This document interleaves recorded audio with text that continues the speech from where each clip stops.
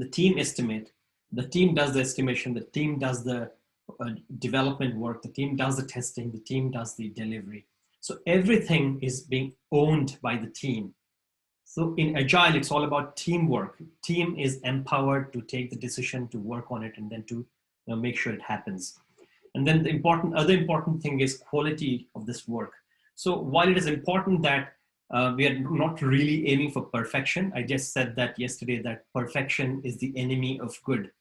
So don't try to be perfect, create a fantastic product, and try and check everything into that, saying that I would have the great, brilliant, most fantastic, amazing product that you could ever imagine, and then spend years and years in that.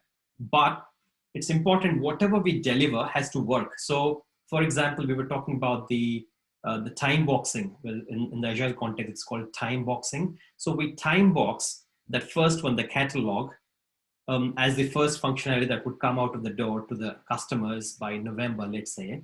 So then that particular, you're delivering only that, you're focused only on delivering that catalog where items are displayed and the images, and you click on the item, you should be able to select it and then add it to the cart. That functionality is only that you're delivering. You're not worried about all the other things, the bells and whistles.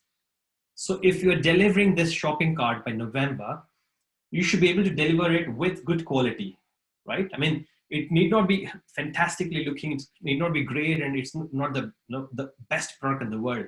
But at least when you try and deliver this one, you should make sure that it's actually working well for the customers.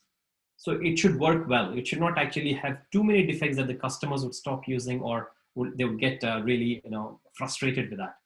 It might have some defects. That's what we call as known issues. So when we release a product in the Agile context, we actually send a release note. Again, very important. We'll talk about all of these in the next week as well.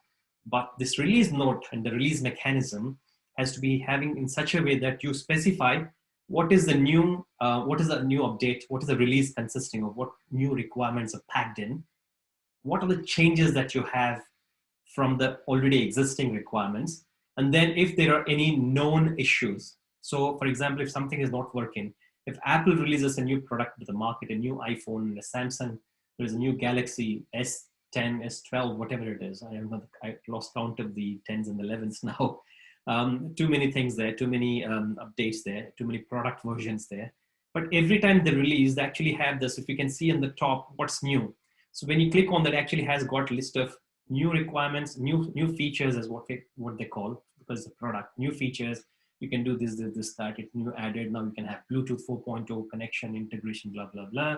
And then you say changes or improvements. So in that section, you can actually get to see what has changed now, what is doing something better. It's already there before, but now it's better. It's, something like, for example, enhanced security, right? Enhanced security. Now it's applying two-factor authentication, for example. So that's the new change or improvement. And then known issues, for example, this phone, they say that the speaker occasionally could actually give the buzz noise occasionally when using one or two different apps, the third-party apps. So that could be a known issue. So they're letting the customers know, you're letting the customers know beforehand, even before they actually say, you know what, I found there's a problem. You actually say, you know what, I know this. We know that there is a problem. We're working on that. But just in case you also encounter that, so that you don't have to shout too much, or you don't have to let us know because we already knew about it. So that's called a known issue. So all of these are important in the context of Agile. So you should come up with a release note for every release that you put. What's new, what's changed, or what's improved, and then what is the known issue? What are the known issues that you have with that release? Again, important to know that perfection is not the answer, but good is fine. Multiple models. There's, as I said just now, just because Apple released a newer product, for example, just like a wearable watch, and an Apple Watch, they might come up with something, or an AirPod. They might come up with a new product, completely new concept of embedded chip that you actually put into your brain under the skin, and you can actually kind of, it tracks and traces your health, and then you can actually, just by double tap, you can speak to anybody, or you can actually kind of activate your phone or whatever it is. All of those. So let's say that that's a new concept or a new product that Apple were introduced into the market in 2021. So initially, when they release, obviously there would be a lot of interest. People will start buying it, but then it is not perfect. So they actually release after a few weeks. They'll get the feedback from the customers after the alpha and the beta versions. They release the first version of the product. It still has got some issues. Then they would work on that. They would make sure that all of these are solved. And then they'll release another one in 2 weeks. Maybe it's called an update or a patch, and it automatically installed. And then after about 6 months, they'll release the next version of this. And after about a year, they'll release one more improved version of this product. So let's call it as iSense or whatever. So this would actually automatically sense from how you're thinking or what you're thinking. It would automatically do the work for you. So that's, I'm just thinking loudly. Anyway, so that's the version. So release multiple models, multiple versions, multiple builds. It's not one size fits all, one perfect solution the first time around.